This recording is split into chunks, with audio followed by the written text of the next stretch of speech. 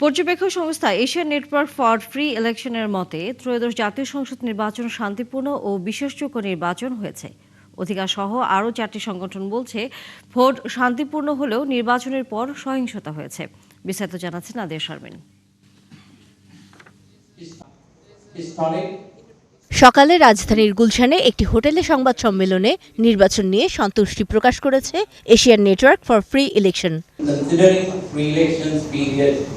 The elections day and so far to post-elections. The elections basically peaceful and orderly and also credible. এ সময় রাজনৈতিক দলগুলোকে নির্বাচনী গণসংযোগের খরচের পূর্ণাঙ্গ বিবরণী প্রকাশের আহ্বান জানায় সংস্থাটি। The campaign finance which we learned even prior to the elections day, the PI Bangladesh has issued a report that 1/3 of the candidates has exceeded their limitations.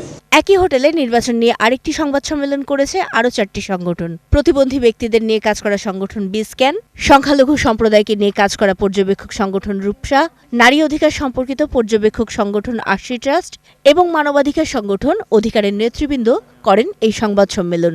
98% কেন্দ্রেই আসলে টাইমলি ভোট শুরু হয়েছিল। নিরাপত্তা বাহিনীর উপস্থিতি যথেষ্ট ভালো ছিল।